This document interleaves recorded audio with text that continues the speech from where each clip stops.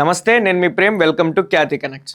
నాయకుడంటే 5 ఏళ్లకు ఒకసారి ఓట్ల కోసం వచ్చేవాడు కాదు. ప్రజల ప్రాణాలకు ముప్పు వస్తే అర్ధరాత్రైనా అపరాత్రైనా అండగా నిలబడేవాడు. రాజానగరం నియోజకవర్గం ప్రజల భద్రతే శ్వాసగా, బాధితుల పక్షాన నిలబడటమే నైజంగా సాగుతున్న ఒకే ఒక్క రాజీ లేని ప్రస్థానం జక్కంపూడి రాజా. నాడు గత చంద్రబాబు హయాంలో జాలిమూడి చెరువు వద్ద మట్టి మాఫియా కాసుల కక్కుర్తికి నిండు గర్భిణీ మంగ ప్రాణాలు పోయాయి. నాడు ప్రభుత్వ పెద్దల గుండెల్లో రైళ్లు పరిగెత్తేలా, బాధితులకు న్యాయం జరిగేలా పోరాడింది ఇదే జక్కంపూడి రాజా. నేడు జంబూపట్నం వద్ద అదే మట్టి మాఫియా రక్కసి టిప్పర్ దళిత యువకుడు రాజు వర్మను బలి తీసుకుంటే, భార్యా పిల్లల రోదనలతో ఆ ప్రాంతం అల్లాడిపోతుంటే, న్యాయం చేయాల్సిన పోలీసులు లాఠీలతో జులుము ప్రదర్శిస్తుంటే, బాధితులకు కొండంత అండగా అర్ధరాత్రి రంగంలోకి దిగి బాధిత కుటుంబానికి నేనున్నాననే ధైర్యం, భరోసాతో కల్పించింది రాజానే. రాజానగరంలో ఏం జరుగుతుందో ఓసారి చూద్దాం. రాజానగరం నియోజకవర్గం కోరుకొండ పరిసర ప్రాంతాల్లో మట్టి మాఫియా పచ్చటి పొలాలను గుల్ల చేస్తూ చెరువులను మింగేస్తుంది. అంతటితో ఆగకుండా అక్రమార్కుల ఇసుక, మట్టి టిప్పర్లు చివరకు నడి రోడ్డుపై అమాయకుల ప్రాణాలను సైతం బలి తీసుకుంటున్నాయి. అర్ధరాత్రి 1 గంట నుంచి మరుసటి రోజు మధ్యాహ్నం వరకు పోలీసుల లాఠీలను లెక్క చేయకుండా వైఎస్ఆర్సీపీ యువనేత జక్కంపూడి రాజా సాగించిన 14 గంటల ఉత్కంఠభరిత పోరాటంతో కూటమి ప్రభుత్వం దిగివచ్చిందా? బాధితులకు న్యాయం జరిగిందా అంటే ఖచ్చితంగా జరిగిందనే చెప్పాలి. జనం ప్రాణాలంటే ఇక్కడ అక్రమార్కులకు ఎంత చులకనైపోయాయో చెప్పడానికి రాజానగరం నియోజకవర్గం కోరుకొండ మండలంలో జరిగిన ఘటనే నిదర్శనమని చెప్పవచ్చు. ఒకవైపు పెరిగిన పెట్రోల్ ధరలపై రాష్ట్ర వ్యాప్తంగా నిరసనలకు పార్టీ పిలుపునిస్తే శ్రేణులంతా ఆ ఏర్పాట్లలో ఉన్నారు. అంతలోనే మట్టి మాఫియా నిర్వాకానికి 27 ఏళ్ల ఒక దళిత యువకుడు నడి రోడ్డుపై ప్రాణాలు వదిలాడనే విషాద సమాచారం అందింది. అంతే, వైఎస్ఆర్సీపీ రాష్ట్ర యోజన విభాగం అధ్యక్షుడు, మాజీ ఎమ్మెల్యే జక్కంపూడి రాజా ఆ రాత్రే ఘటనా స్థలానికి పరుగులు తీశారు. న్యాయం కోసం బాధితుల పక్షాన్ని నిలబడ్డారు. కానీ అక్కడ ఏం జరిగింది? బాధితులను ఆదుకోవాల్సిన పోలీసు యంత్రాంగం మానవత్వం మరిచి మహిళలపై సైతం లాఠీచార్జ్ చేసింది. అర్ధరాత్రి 1 గంట నుంచి మరుసటి రోజు మధ్యాహ్నం వరకు దాదాపుగా 14 గంటల పాటు నడి రోడ్డుపైనే కూర్చొని జక్కంపూడి రాజా సాగించిన రాజీ లేని పోరాటం ముందు చివరకు మట్టి మాఫియా కూటమి ప్రభుత్వం మోకరిల్లక తప్పలేదు. Police department, revenue department, entire మొత్తం వ్యవస్థ అంతా కూడా కళ్ళు అప్పగించుకుని వాళ్ళు ఏం చేసుకున్నా కూడా నోరు మూసుకొని చూస్తా ఉన్నాయి. మంచి పద్ధతి కాదు. తక్షణమే దయచేసి రిక్వెస్ట్ చేస్తా ఉన్నాం, డిమాండ్ చేస్తా ఉన్నాం. బాధిత కుటుంబానికి రాత్రి నుంచి కూడా చనిపోయిన ₹1 అంటే కేవలం ఒక్కరోజు ఆదాయం. ఒక్క రోజుకి 4 చెరువుల మీద ఈ మండలంలో జరుగుతున్నటువంటి ఒక రోజుకి ఎంత అయితే వస్తుందో ఒక రోజుకి సంబంధించినటువంటి మాత్రమే మళ్ళీ కుటుంబానికి ఇవ్వండి అని చెప్పి, కాంపన్సేట్ చేయండి అని చెప్పి రిక్వెస్ట్ చేస్తాం. అసలు కోరుకొండ మండలంలో జరిగిన ఆందోళన ఒక్కసారి తూర్పుగోదావరి జిల్లానే వణుకు పుట్టించింది. ఆ 14 గంటలు జంబూపట్నంలో జరిగిన ఉత్కంఠకు దారితీసిన పరిస్థితులు ఇప్పుడు చూద్దాం. అది ఆదివారం అర్ధరాత్రి సమయం. రాజానగరం నియోజకవర్గం కోరుకొండ మండలం నరసాపురం గ్రామానికి చెందిన నొక్కి రాజీవ్ వర్మ అనే 27 ఏళ్ల దళిత యువకుడు తన స్నేహితుడు సాలపు విక్కీతో కలిసి బైక్ పై కోరుకొండ వైపు వెళ్తున్నాడు. అంతలోనే రాజీవ్ వర్మ 2 వీలర్ పైకి దూసుకువచ్చింది ఒక మట్టి టిప్పర్ లారీ. నిబంధనలకు విరుద్ధంగా మితిమీరిన వేగంతో అక్రమ మట్టి లోడుతో ఆ టిప్పర్ జంబూపట్నం సమీపంలో రాజీవ్ వర్మ బైకును బలంగా ఢీకొట్టింది. ఈ ఘోర ప్రమాదంలో రాజీవ్ వర్మ అక్కడికక్కడే ప్రాణాలు కోల్పోయాడు. స్నేహితుడు విక్కీకి మాత్రం తీవ్ర గాయాల పాలయ్యాడు. రాజీవ్ వర్మకు 3 ఏళ్ల క్రితమే వివాహం కాగా 7 ఏళ్ల వయసున్న చిన్నారి ఉంది. తండ్రి నీడలో పెరగాల్సిన ఆ పసిపాప, భర్తే సర్వస్వంగా బతుకుతున్న ఆ భార్య ఒక్కసారిగా దిక్కులేని వారయ్యారు. మట్టి మాఫియా కాసుల కక్కుర్తికి ఒక దళిత కుటుంబం వీధిన పడింది. ప్రమాద వార్త తెలియడంతో నరసాపురం గ్రామస్తులు, దళిత సంఘాలు ఒక్కసారిగా ఆగ్రహంతో న్యాయం చేయాలంటూ రాజీవ్ వర్మ మృతదేహంతో కోరుకొండ జాతీయ రహదారి 516పై రాస్తారోకోకి దిగారు. కానీ అక్కడికి వచ్చిన పోలీసుల ప్రవర్తన బాధితుల గాయాలపై కారం చల్లినట్లయింది. స్థానిక ఎమ్మెల్యే బత్తుల రామకృష్ణ అండదండలతో ప్రమాదానికి కారణమైన మట్టి మాఫియాను వెనకేసుకొస్తూ న్యాయం కోసం రోడ్డెక్కిన దళితులపై, మహిళలపై పోలీసులు లాఠీ జులుం ప్రదర్శించారని బాధితులతో పాటు వైసీపీ నేతలు మండిపడ్డారు. బలవంతంగా మృతదేహాన్ని తరలించేందుకు, నిరసనకారులను పోలీస్ స్టేషన్లకు తరలించేందుకు ప్రయత్నించడంతో ఆ ప్రాంతమంతా తీవ్ర ఉద్రిక్తంగా మారింది. సరిగ్గా ఆ అర్ధరాత్రి ఉద్రిక్త సమయంలో బాధితులకు నేనున్నానంటూ రంగంలోకి దిగాడు వైఎస్ఆర్సీపీ యువనేత, మాజీ ఎమ్మెల్యే జక్కంపూడి రాజా.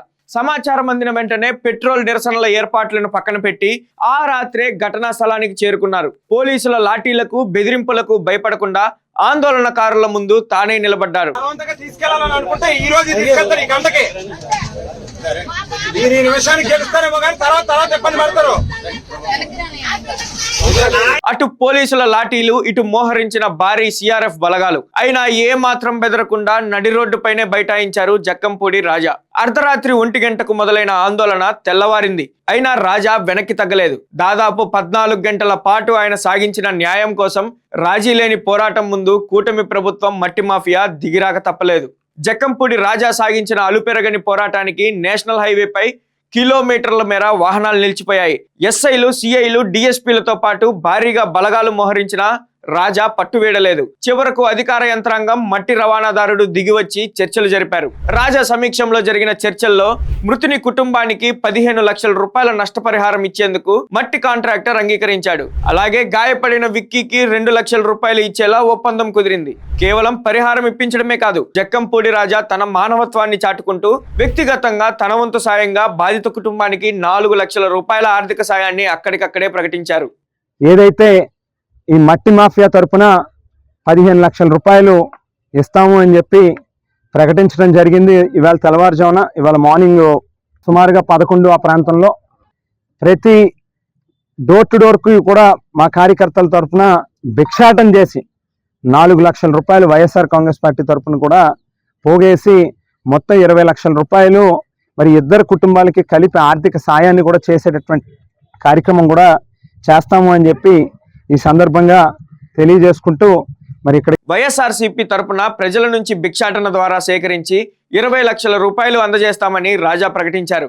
ఆయన చొరవతో కోరుకొండ సిఐ కూడా మరో 1 లక్ష రూపాయల సహాయాన్ని అందించేందుకు ముందుకు వచ్చారు. ఆ తర్వాత రాజీవ్ వర్మ అంతిమయాత్ర జనసంద్రమైంది.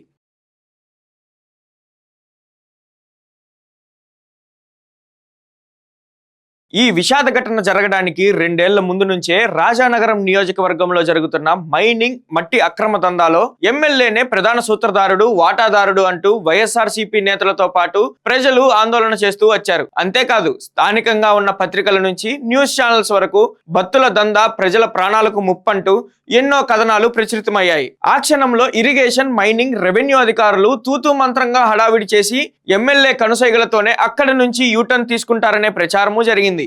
1, 2 ఇలా చెప్పుకుంటూ పోతే జనసేన ఎమ్మెల్యే బత్తుల రామకృష్ణ అరాచకాలపై ఎన్ని ఆందోళనలు చేసినా అధికారులు మాత్రం స్పందించే పరిస్థితి లేదని ప్రజలు వాపోతున్నారు.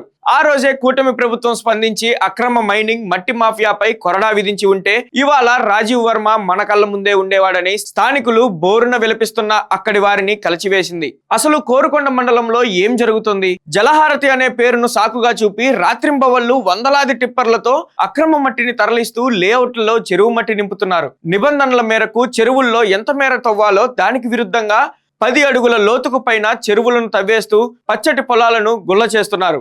విజిలెన్స్, మైనింగ్ అధికారులు మామూళ్ల మత్తు అక్రమ మట్టి దోపిడీ వెనుక స్థానిక కూటమి MLA Battula Ramakrishna, RUDA chairman Boddu Venkataramana Chowdary, చివరకు ఎంపీ దగ్గుబాటి పురంధేశ్వరి వాటాలు ఉన్నాయంటూ జక్కంపూడి రాజా బహిరంగంగానే నిప్పులు చెరిగారు. మట్టి మీద రోజుకి 1 కోటి రూపాయలు సంపాదిస్తా ఉన్నాడు ఈ పెద్ద మనిషి, స్థానిక శాసనసభ్యుడు. బహుశా ఆయన వెనకాల పురంధేశ్వరి గారు లేక బొడ్డు వెంకటరమణ చౌదరి గారు కూడా ఉన్నారో ఏమో. ఎందుకనంటే వాళ్ళు కూడా ఏదో ప్రేక్షక పాత్ర చూస్తూ ఉన్నారు. ఆమె ఒక పార్లమెంట్ సభ్యురాలుగా ఈ ప్రాంతానికి ప్రాతినిధ్యం వహిస్తూ ఉన్నారు. ఓ మాజీ ముఖ్యమంత్రి కూతురామె, ఓ సీనియర్ నాయకురాలు. మరి ఆమెకి ఏమి పట్టనట్టుగా, నాకేం సంబంధం లేదన్నట్టుగా కళ్ళు అప్పగించి చూస్తూ ఉంది ఆవిడ. మరో పక్కన బొడ్డు వెంకటరమణ చౌదరి గారు ఈ జిల్లాకి తెలుగుదేశం పార్టీ అధ్యక్షుడు, ఈ నియోజకవర్గం ఇన్ఛార్జిగా ఉండి ఆయన కూడా ఏమి పట్టనట్టుగా, ఏం పర్లేదులే, ఏం జరిగితే ఏముందిలే అన్నట్టుగా చూస్తున్నారని అంటే మాకు అనుమానాలు వ్యక్తం అవుతా ఉన్నాయి. ఎవరైతే బత్తుల బలరామకృష్ణ ఈ దోపిడీకి పాల్పడుతూ ఉన్నాడో అందులో వాటాలు వేసి వీళ్ళకు కూడా పంచుతా ఉన్నాడా అనేటువంటి అనుమానం బలమవుతా ఉంది. వాళ్ళని కూడా చెప్తా ఉన్నాం, ఇది మంచి పద్ధతి కాదు, మార్చుకోండి అని చెప్పి. అధికార మదంతో ధనార్జన ధ్యేయంగా సాగుతున్న ఈ మట్టి మాఫియాకు అధికారుల అండదండలు పుష్కలంగా ఉన్నాయనడానికి ఈ నిర్లక్ష్యమే నిదర్శనమని ఘాటుగానే విమర్శలు చేయడంతో కూటమి ప్రభుత్వం చర్చలకు దిగిరాక తప్పలేదు. గతంలో చంద్రబాబు హయాంలో కూడా జాలిమూడి వద్ద నిండు గర్భిణి మావుడి మంగను పొట్టన పెట్టుకున్నది ఇదే మట్టి మాఫియా. నాడు ఆ కుటుంబానికి కేవలం 2 లక్షలు ఇచ్చి చేతులు దులుపుకున్నారు. నేడు ఆ పిల్లలు అనాథలై కూలి పనులకు వెళ్తున్నారని జక్కంపూడి రాజా ఆవేదన వ్యక్తం చేశారు.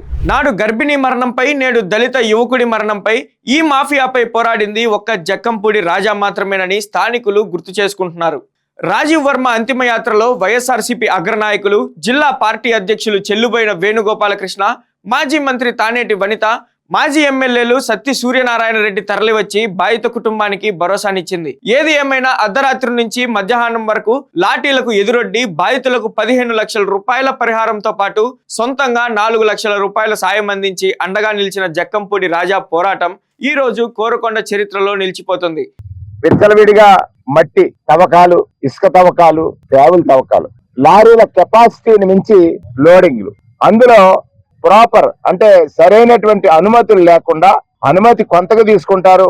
దానిని తోలటం ఏదైతే ఒక దొంగచాటుగా తోలేటువంటి అనుమతి ఏమో 1000 టన్నులకో 3,000 టన్నులకో తీసుకుంటారు, 30,000 టన్నులు తోలేస్తారు. ఇది రోజు చెప్తా ఉన్నాం. ప్రతిపక్షంగా వైఎస్ఆర్ కాంగ్రెస్ పార్టీ రోజు చెప్తా ఉంది, ప్రతి శాసనసభ్యుడికి చెప్తున్నారు. అంటే మాకు లక్ష్యం లేదు, లక్ష్య పెట్టనిటువంటి పాలన ఈ రాష్ట్రంలో సాగుతుంది. అధికార యంత్రాంగం మామూలుకి ఒత్తిలో ఉంది. ఆర్టీఓ వ్యవస్థ వచ్చు, మైనింగ్ కి చెప్తే ఆర్టీఓ అంటారు, ఆర్టీఓకి చెప్తేనేమో మైనింగ్ అంటారు, ఇద్దరు కలిస్తేనేమో రెవెన్యూ అంటారు, రెవెన్యూ అంటేనేమో ఇరిగేషన్ అంటారు. ఇది ఎక్కడికి వెళ్తుంది ప్రజాస్వామ్యం? మరి రాత్రి జరిగిన ప్రమాదం మీ అందరికీ తెలుసు. మరి ఈ మట్టి తవ్వకాలు, ఇసుక తవ్వకాలలో మరి ఈ కూటమి ప్రభుత్వం అధికారంలోకి వచ్చిన తర్వాత ఏ విధంగా చెలరేగిపోతున్నారో మనం చూస్తున్నాం. మరి ఈ టిప్పర్ లారీ అనేది రాత్రి మరి 2 యువకులు బైక్ మీద వెళ్తుంటే వాళ్ళని మరి ఢీ కొట్టి మరి ఒక రాజు వర్మ అయితే రాత్రి స్పాట్ లోనే చనిపోవడం జరిగింది. మరి ఒక అబ్బాయి ఆల్రెడీ ట్రీట్మెంట్ తీసుకుంటున్నారు. తనకి అయితే విక్కీ తన పేరు, తన కండిషన్ కూడా క్రిటికల్ గా ఉందని చెప్తున్నారు. నిజంగా అంటే ఇలాంటి ప్రమాదాలు జరగడం అనేది చాలా బాధాకరం. ఎందుకంటే ఈ రోజున ఒక కుటుంబం రోడ్డున పడిపోయిన పరిస్థితి కనిపిస్తుంది. ఇక్కడ మేము అక్కడ వెళ్ళి చూసినప్పుడు అక్కడ ఆ కుటుంబాన్ని ఎలా ఓదార్చాలో కూడా తెలియని భయంకరమైన పరిస్థితి అక్కడ మేము చూడడం జరిగింది. ఇప్పటికైనా విజిలెన్స్, మైనింగ్ అధికారులు స్పందించి ఈ అక్రమ రవాణాపై నిబంధనలు ఉల్లంఘిస్తున్న టిప్పర్లపై కఠిన చర్యలు తీసుకోకపోతే రాబోయే రోజుల్లో ప్రజాక్షేత్రంలో కూటమి ప్రభుత్వానికి బుద్ధి చెప్పేందుకు ప్రజలు సిద్ధంగా ఉన్నారని ఈ ఘటన మనకు హెచ్చరిస్తుంది. ఈ వీడియోపై మీ అభిప్రాయాన్ని కామెంట్ రూపంలో తెలియజేయండి. Thank you for watching Khyati connects.